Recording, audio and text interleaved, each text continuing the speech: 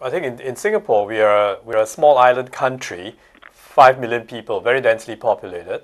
No water except from the sky, no groundwater. We get a lot of rain from the sky. So in Singapore, for the last 3 decades, we've been investing in research and technology to find sustainable water solutions for ourselves.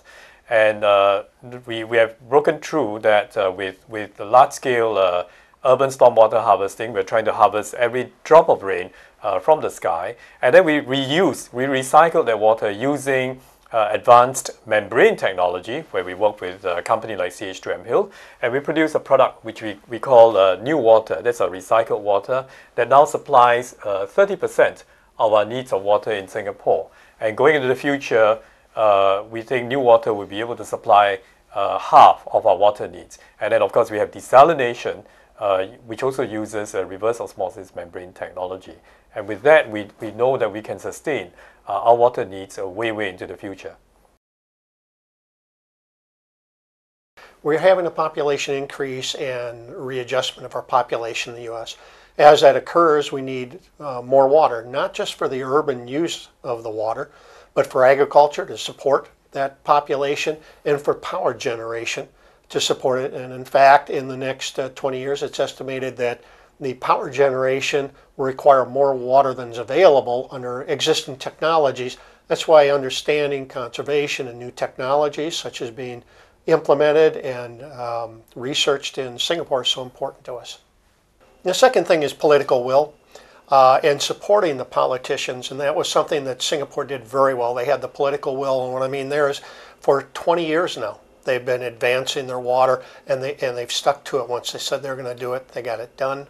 And then the investment in our infrastructure and the utilities that serve the water need the support to be able to continue to give us safe, clean water, so when we turn on the tap, we get what we really would like to have. Well, in terms of supply, we use technology, but on the demand side, managing conservation, we use a combination of pricing, public education, and legislation to get people to conserve water.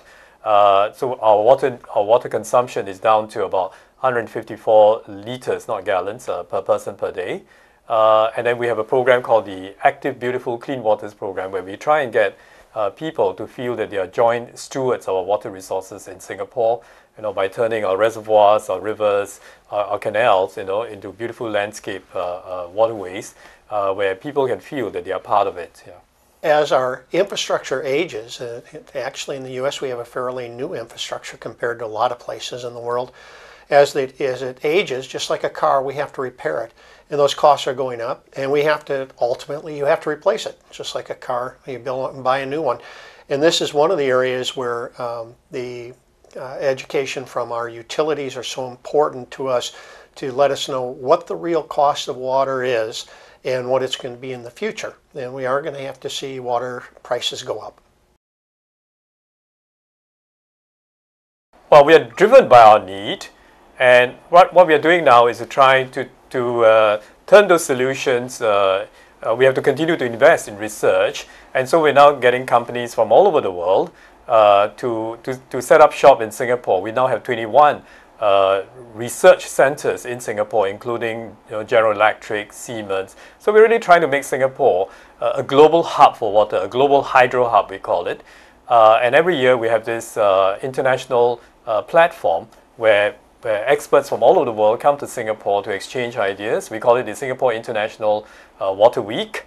The last one in June attracted 14,000 people from 112 countries.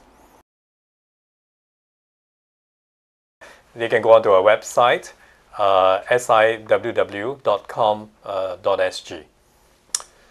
And in the U.S., each one of our utilities produces a consumer confidence report, which gives information about the quality and quantity of the water coming. And also the U.S. EPA has a lot of good information. You just Google EPA and water, and you can get that up. And then there's a lot of local organizations that have some very good information on conservation and appropriate use of water.